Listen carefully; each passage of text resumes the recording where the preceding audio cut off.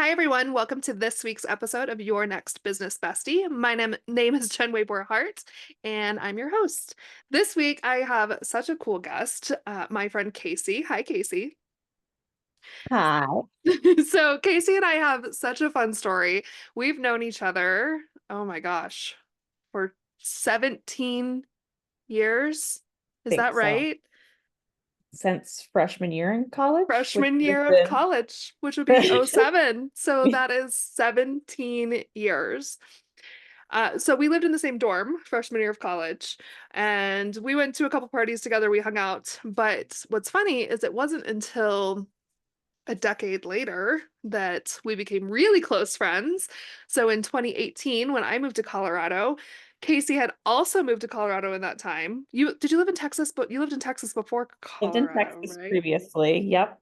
Texas So and Casey Florida. went from Maine to Texas, ended up in Colorado, and we ended up living in the same house.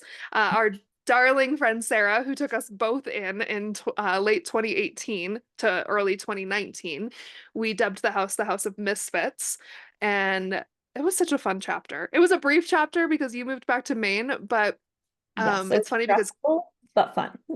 right, like not the best time. Like we had a blast, but we were all in like really rough chapters of our lives.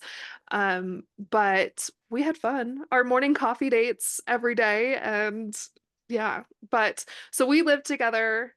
You moved back to Maine that summer, Yep, I moved right? back right before the 4th of July to Okay, so Maine. we lived, it was only about 6 months, but I talk to Sarah about it all the time. Like it feels like such a longer chapter. Like I we, need to come yeah, visit.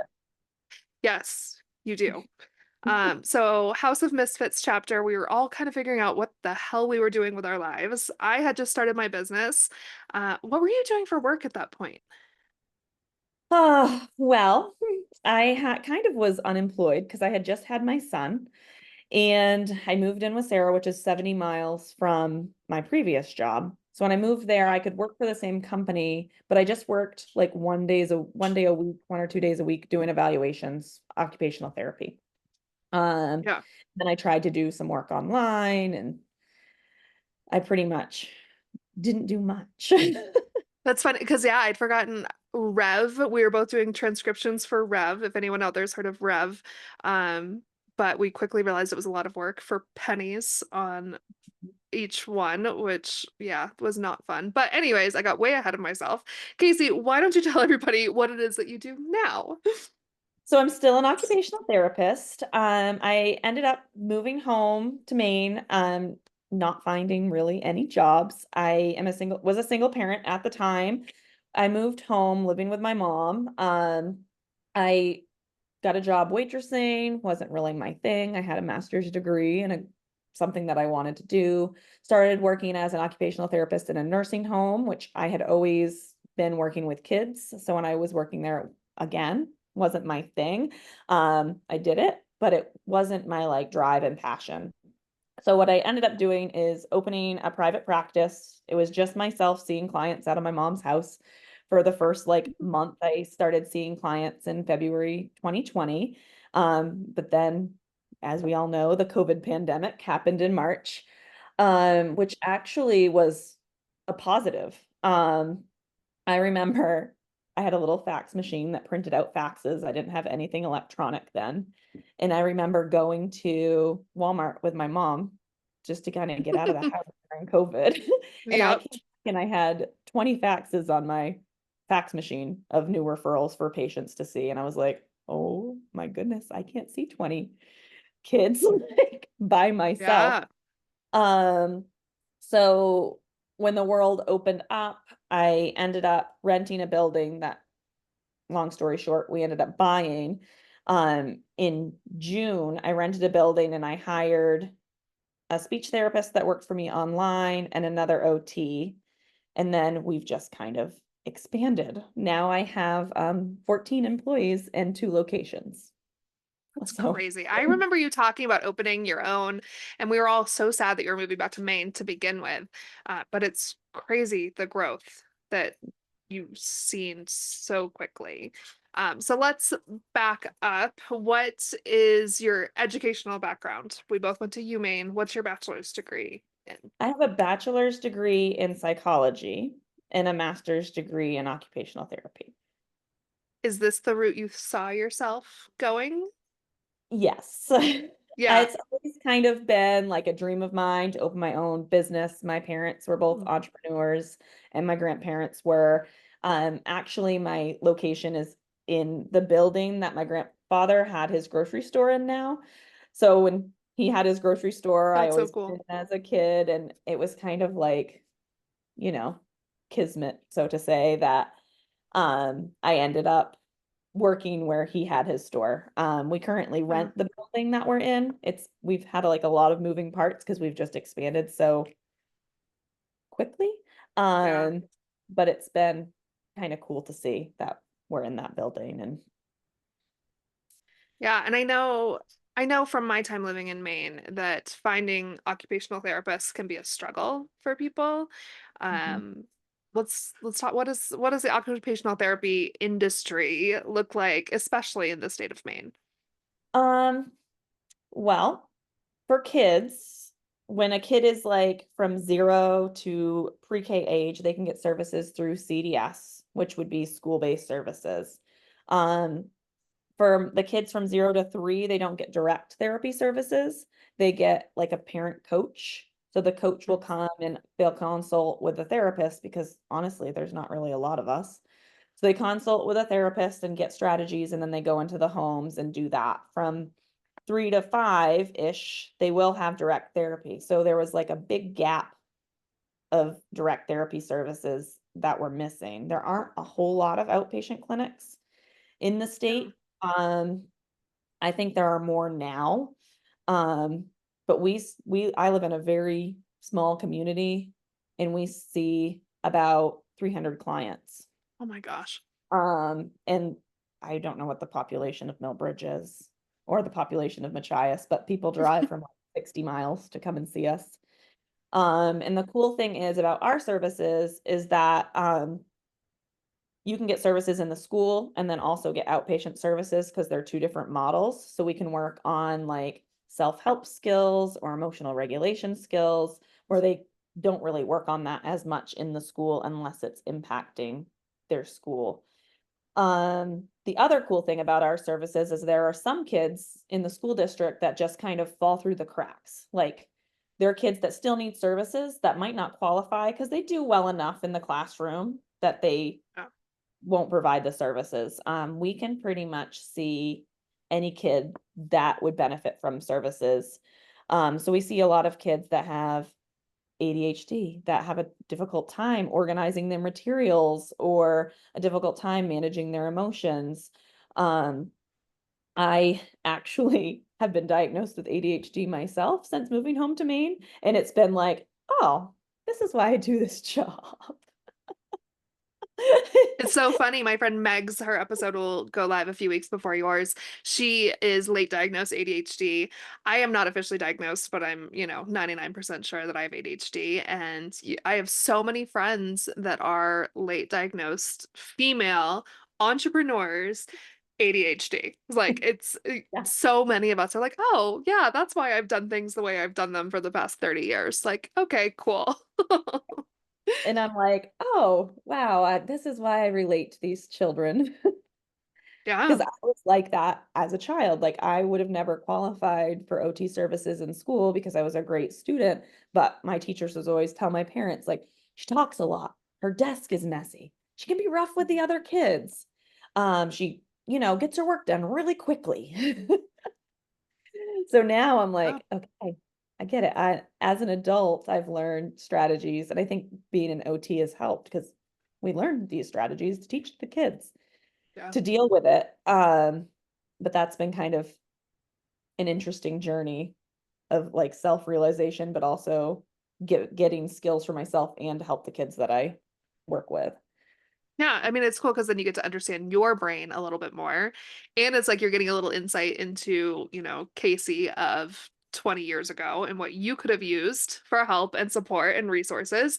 That a lot of things, I've read a lot about how, like, especially girls are looked over when it comes to ADHD, especially our generation. It was, the boys that were running around crazy and couldn't sit still. And ADHD often shows up differently for girls and therefore women.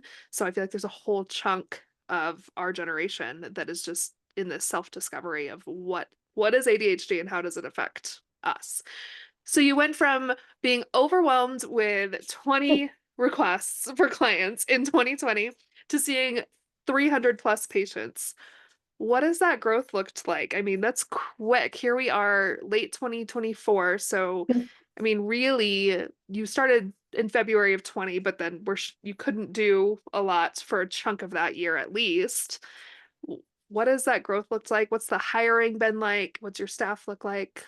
Well, I have an excellent office manager, Jessica, who's been with me pretty much since the start. If it wasn't for her, I'd be like lost.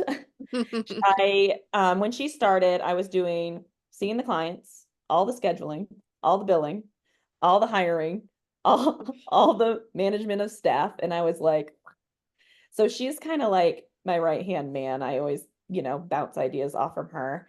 And that would be like my number one advice for somebody starting out is to get somebody you can rely on and trust that'll be there, like to help you through the process. Yeah. And so she now does the scheduling and the billing and just like helping manage the day-to-days. And that's been like a huge game changer. I still have pretty much most of my original staff that I've hired. So we've just kind of grown by bringing on new staff members. Erin and Courtney, Erin's an OT and then Courtney's an SLPA, so she's an assistant, have been with me for 3 years. And then I have two contracted speech therapists that work online. One of them is Taylor and the other one's Kelly. They supervise Courtney over the computer, which was really great because I couldn't find an in-person speech therapist at the time. Now I have four, but at the time when we started, I couldn't find a speech therapist in person, and Courtney could do the in-person services but needed a supervisor. So it was a great way to provide those services Yeah. in the meantime. And then Morgan, I have as an OT. She's about ready to have a baby, so she's going on maternity leave soon. And then Ashley just started not too long ago. She was with us for her student practicum and then came back and is working with us, which has been great. And since we've had such a big need, I currently have two traveling OTs that are working, or CODAs that are working for us. One of them will be with us till the end of December just to cover Morgan's maternity leave. And then the other one will be with us until May, which will be great. She's actually pretty cool. She's traveling here and she did her last placement in Alaska. Oh, very cool. So that's been kind of cool to learn about. And then I have Kelly Kennedy, who grew up in this area. She's a speech therapist, and it's been great to see her. She went to school with my brother, come back Funny. and move back and work for me. I'm trying to think who else. I know I have other therapists. I have Yvonne who works in the school district and she works for us PRN, just kind of covering shifts and doing evaluations as needed. And I think that's pretty much That's quite a it. staff. So Yeah. So your original location, what town is the original location in? Millbridge. Millbridge, So which the is where you original, grew up. yep, Yes. Okay. yes. What were Yep. you going to So say about the I original? was just gonna say the original location is the building that we moved into, and we were in that building for how long? I would say June of 2020 until last summer. So we were there Oh, nice. for was Three it and a two half years. and a half Yeah. years? Yep, and Yeah. we bought the building. The business still owns the building and we rent it to actually a day program for adults that have developmental disabilities. So it's kind of cool because some of our Yeah. clients maybe one day will need those services. Yeah. But I think it's been a great impact on the community because there were Yeah. no services before except for the school district. Um, and I think that they were very needed, and that's kind of evident in the amount of referrals that we've gotten and the level of growth we've had in such a short period of time. Ah. And where's the new location? The second one is The new location is in Machias. okay. So how far apart are those two for people who are not from Maine? They're about 35, 40 miles apart, and that's who I forgot to tell you about is my speech therapist in Machias. So Julie works in Machias. She had reached out to me when I opened the first location back in June 2020. She lives in Pembroke, which is about an hour and a half from Millbridge. Mm, So at the time, she was like, I don't know, I don't want to drive that far. Da, da, yeah. da. So she reached out to again and was like, okay, I'll do it. I'll drive to Millbridge. I was like, okay. And I was already thinking about opening a second location. I had kind of looked at buildings and figured out the process and kind of did some marketing research because I'm like, I really wanted my second location to be in Ellsworth because I Mm, drive to Ellsworth a lot. But Machias just made more sense for the business because then I was like, okay, Julie lives in Pembroke. She can be the speech therapist there. Um, and then um, we have so many clients that are driving from like Eastport and Calais, which is about an hour and a half from where we are. So it's like a 3 hour round trip, and then they're in therapy for an hour. So that's like 4 hours to your day. So it's a whole day to come to yeah. therapy. And you have some kids that would benefit from 2 or 3 times a week. They can only make the trip once. Like, so that's why I chose the Machias location. And the two locations are very different. Okay. Um, the Machias location has private treatment rooms. It's really quiet, really kind of more reserved. And I think it's probably because we're just starting down there and it's not as chaotic. But then the Millbridge location is like kind of a big open space. We have a sensory gym, which is ginormous with a zip line and a crash pad and a slide. And then I also have made 2 rooms out of giant Legos. So I That's have so fun. they're really cool. I have 2 private treatment rooms that are like Lego rooms. Um, but it's very overstimulating in the Millbridge location. So I think even some kids that are closer to Millbridge would benefit from going to Machias and vice versa, Mm, just depending on their needs. yeah. Is really kind of cool to see. That's so cool. What's the average age of the clients that you see? We see kids 0 to 21. I would say the average age are between the ages of like 2 and 3 to like 7 and 8. Okay. Um, we do have quite a few older clients. We started doing a social group for some of the older clients this summer, which has kind of been a success. Aaron was running it. But we have a lot of kids that have like socially awkwardness. They don't know how to make Mm, friends. They kind of really struggle like with what to say and what to do. So it was kind of cool to see all these same age kids come from the same area. Some know each other, some don't, but then be able to form friendships and kind of find people that are similar to yeah. them. What have the biggest so because you're very unique in the guests I've had on the show because you have physical brick and mortar locations. I had a couple weeks ago someone who had a brick and mortar location and has gone she does a screen printing, she does all her own art, and she's moved her business into her home, but I have definitely never had anyone on the show that has 2 locations that has, you know, over 10 staff members. What have some of the biggest challenges been? I think the biggest challenges for me have been having boundaries with staff members because some of my therapy staff have been friends with me before I opened. So having that type of like boss employee relationship is really hard, especially being in a small town where you kind of Everyone knows everyone. know everybody.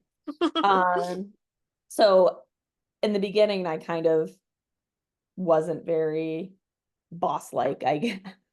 Didn't That's really have a hard. lot of rules, didn't really have a lot of guidance, I guess. And I've had Ouch. to come up with my own like employee handbook, rules and structures. If you want time off, you need to request it 2 weeks in advance. If you don't come in for your shift, you don't have a job, um, type of thing. And that's been the hardest part. In the early stages, I had a therapist that was a great therapist. But I will say it ended up that I had to fire her. And that was really hard because I had, Oh. provided that coaching and provided those things. And I probably wasn't as good as at it as I should have been because I didn't have that former training. And that's something that I have gotten better at in kind of, you know, all right, we need to have a talk. This isn't going well. And I feel like those conversations are really hard to have. Because you want your staff to like you. And I think my staff likes me, but I think that I also need that structure and those rules. Um, and for them to be followed because, we work with a very sensitive population Yeah. and we need to be mindful and positive to these clients. So that's like a big thing that I'm like, all right, they're having a rough day, they're pulling your hair, you just gotta suck it up. Like our jobs are not easy, but No. you also need to be nice to the kids, like even if they're not being nice to you. So I think that's been a big like um game changer because I think all my staff are now trained the same. They all know the rules, they all know the protocols that we need to be using with each kid. And they're all really good about teaching the new staff, like, all right, this is what we do. This is what we do. These are the rules. So I think that's been a game changer. But that was definitely the hardest part for me because I'm not a very strict person. And I would say that with my parenting journey, it's also been a game changer for mine and my son's relationship because I Oh. was very lackadaisical as a parent as well. And I've learned that he needs boundaries and rules just the same as adults do. So, Yeah, so our kiddos are super close in age. Theo will be 6 in October, right? Lainey just turned 6 last week, so it's kind of funny that we have kiddos that are so close in age and have some of the same needs too. We were talking about that before, and that leads really well into a course you're launching because you brought up that you're launching a course yeah. for adults, and Elena struggles with some emotional regulation because of what she's been through in her short 6 years. But talk to us about this course that you're launching. So I'm kind of gonna just give a little background first. Yeah. Um, I would say 90% of the referrals we get are from parents that are having kids struggling with emotional regulation. So whether it be anxiety or aggression or anger or just plain refusal to do any sort of task the parent asks. Um, and I had that a little bit at my house. Theo started pre-K last year, and I get a phone call from the principal, and the principal's like, "Ah, Theo just punched a kid on the playground." And I'm like, "What?" Like, he punched a kid on the playground. I'm like, okay, doesn't really surprise me. Like, if you knew my kid, he's very impulsive, probably has ADHD like his mom. Um, Sweet boy, but also like very impulsive. So I get to the school and he's crying, crying, crying. I put him in the car and I said, "What happened?" And he tells me the name of the kid and he goes, "He pushed me." So I punched him back. I'm like, "Theo, that kid is a second grader." My little pre-K punching a second grader. So I was just like, all right. So now he goes to OT and doesn't see me. He sees one of my other staff members. But that's been great. His dad and I had a rocky start to parenting, but he's been really on board with providing the boundaries and the structure with him and I do too. And that's been a game changer to kind of work together. Because I think in the past, like I tried to provide boundaries and structures and it wasn't really happening at dad's. And I feel like it is now, and we've seen like a big um change. So then fast forward, um, I had parents calling me and messaging me on Facebook at literally all hours of the night, like so and so is really struggling. They come home from school crying, and it was constant. Like I was like, all right, I got to figure something out for these parents. So in the evenings when I get home, my boyfriend and I play video games, and I play Call of Duty, which is probably outlandish and you wouldn't check me as a Call of Duty player, but I play Call of Duty in the evenings and my name on there is Copenshaw. So I was like, all right, I've got to come up with an emotional regulation program. What's the name going to be? I was like exercising, thinking about it, and I was like, oh my goodness, I've got the best idea. So I texted him and I said, I think I'm going to name the program COPEN. He's like, COPEN. He's like your Call of Duty name? I was like, yeah. I'm like, it stands for COPEN Strategies. So I love it. I think the, that's great. the program is COPEN, COPEN, and it stands for Coaching on Parenting and Emotional Navigation. So it's a course and it's designed to equip parents with the knowledge to help their children manage their emotions. Um, it will be, you know, kind of using some practical tools, helping their parents interact with the child, and creating an environment that'll foster their children's emotional regulation skills. So there's 5 kind of things that we'll be working on. The first one is coaching. We'll provide guidance and support to parents or educators. I'd like it to be a course that other OT staff can take or teachers can take or parents that are struggling to provide them with techniques for managing and understanding their children's needs. So that will kind of look at why is the kid having these emotions? Why is the kid having these behaviors? Is it sensory related? Is it behavior related? Are they just avoiding a task? Are they trying to get attention? Um, and then that brings it into the next part, observation. Encourage the parents or whoever to observe the child's behaviors, triggers, and responses to things. And that will just better tailor what kind of interventions and supports the family needs. Yeah. Um, and that leads to the next one, personalization. So each child's going to be different, right? Like your daughter is not my son, and they both probably have similar things, but just because something works for her doesn't mean it's going to work for him. And I think that's where a lot of parents struggle. They're like, I've tried a behavior chart with my kid and they don't care about it. They'll care about it for 2 days and then they're like, whatever, I don't need to use that. And Yep. oh, you took my iPad away, I'll just play with my Barbie over here. And they don't care. So this would look at the kid and you use unique strategies to fit the unique strengths for the child and ensure that the approach is, Ollie doesn't like that idea. Are individualized and relevant. So I don't know if you heard him growling, but I can hear him a little bit. Hi, yeah. Ollie. He used to live with Jen too. Sweet boy. So then the next part, after we've kind of come up with a plan, is, oh, he's getting up. You're fine. Is empowerment. Oh, I had a UPS delivery. He does not like the UPS guy. So it's to empower the parent and educators to use the tools that we provided.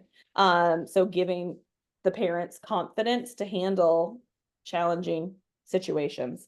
I deal with a lot of behavioral kids. I have heard parents tell me, I'm afraid of my child. Like, Mm.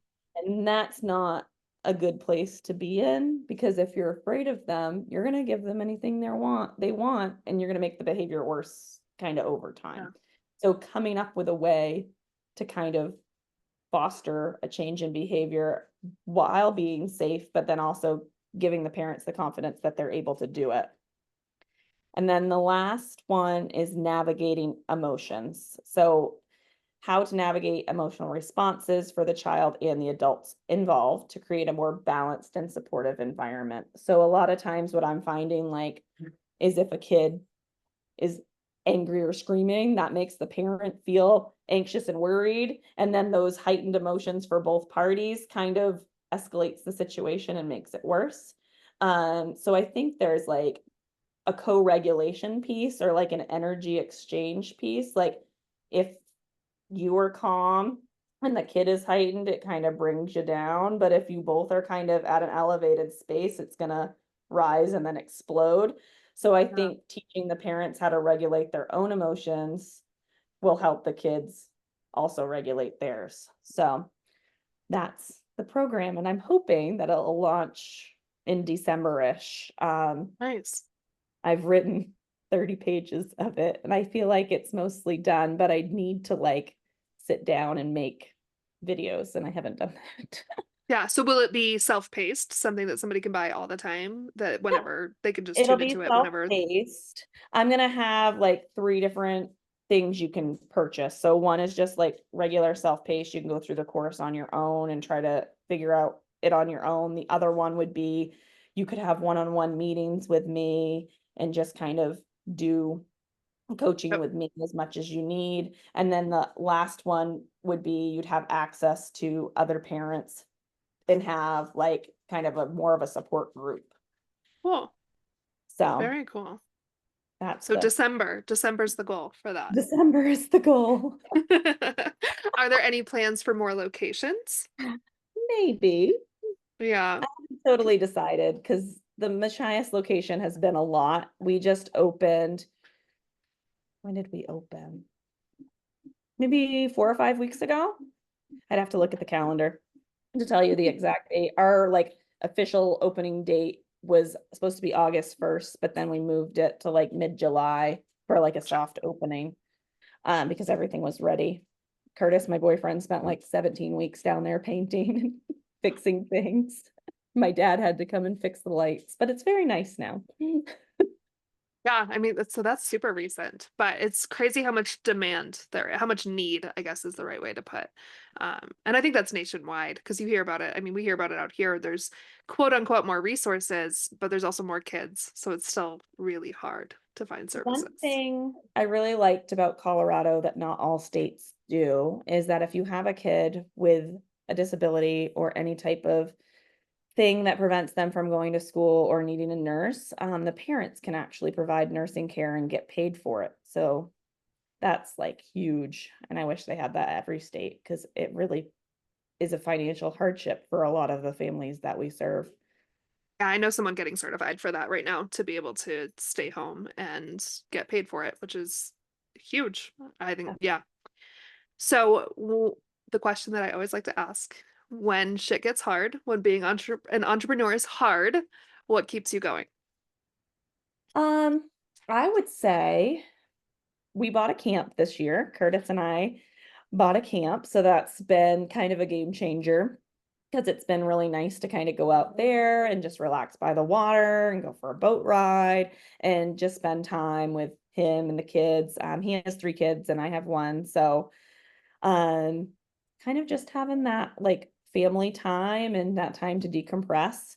I used to be a avid exerciser, so that would be my like used to be my thing. Yeah. Um, I've had super bad allergies. Like you keep hearing me Mm. cough. Apparently I have asthma now. Oh no. So I've been having like I had bronchitis, and walking pneumonia and just really bad allergies. So I haven't really been able to exercise probably all summer. Um, so that's been hard because I'm like, Yeah. I do instead. So I think just going and relaxing at camp. I'm also kind of like when things are hard, I like dive more in. Like Mhm. I think that usually I'm like, oh, I'm the type of things are hard, I'm gonna stay up till 1 o'clock to figure out a solution and just do it. And I know that's probably not good for my mental and physical health. So I've been trying to be better at that and just like, all right, leave it alone, take a break and go Back to and it. relax and Hmm. do something fun and then come back to it. So I guess that wasn't really a great answer. No, I mean, I one of the biggest things I miss about Maine is the water. And I think it was Tawny's photos of your camp, and it looks like such a beautiful escape. And I think that's important is like as entrepreneurs, we live and breathe our businesses. It's that quote that's like entrepreneurs will work an 80-hour week in order to avoid working a 40-hour week for someone else. Like we literally live and breathe our businesses. So we have to have an escape from it. And I'm the same, I mean, I'm the same as you. I'm more likely to stay up till 1 o'clock in the morning instead of just put something aside and realize I'll be better off if I put it aside and come back to it the next day. But sometimes we just want to figure it out. But it's so important to have something to escape to. And there was a chapter in my life when I was still in Maine and I was building the construction business with my ex. I had no escape. I was full-time parenting his son who definitely needed OT support and wasn't getting it. And we were building this business, and I'd quit my job and I couldn't go to yoga because my ex was working all the time. So I literally just was sitting in the stress of the business all the time. And I mean, not everyone can buy a camp, but go spend a night at the camp. Airbnb in the middle, like if you're in Colorado, go spend a night in the mountains somewhere or just go for a drive. And it's finding self-care. Like I think it's becoming more practical what self-care really is, but for a long time it was, going and getting a massage every week or facials, or it doesn't have to be that. It's just getting some distance from our businesses sometimes that I think is so important. Where can people find you? And if they're interested in your course that's launching, what's the best way? Or if, maybe somebody's interested in opening their own private practice, what's the Yeah. best way to find you? I can be reached by email at office@theopenshawspot.com. Our website is theopenshawspot.com. And then the office phone number is on there if you want to call and chat. Or you can set up a meeting too. Jessica will answer the phone and she'd be happy to set you up with a meeting. Or if you email that, that's my email address. Well, anything else you want to share today? I think that's it. Thank Cool. you. Yeah, this has been so fun. Yeah. We've known each other a really, really long time, and I mean, obviously we're 2,000 miles apart, but it's been very cool watching your business blossom and grow, and a second location within 4 years is really badass. So I hope you know how cool it is what you're doing. And I mean, the jobs you're providing too, right? I mean, there's so many facets of this. Like, there's so much that you're providing in those communities, which is really cool. So, So I might be a little yeah. crazy. I think you have to be a little bit crazy to do something like this. I think you have to be a little bit crazy to be an entrepreneur in general. Like we're all a little bit crazy, but Mhm. that makes it more fun, right? Um, for everyone listening, if you want to reach out to me, if you're interested in being on the podcast or you're interested in creative strategy, you can reach me on Instagram at lifejensway or jen@jensway.com. Two N's on Jen always. And thank you again, Casey, so, so much. I appreciate you. Hopefully get to see you soon. Hopefully it's been too long. But everyone listening, thank you so much. And I'll talk to you next time on Your Next Business Bestie. Have a wonderful week.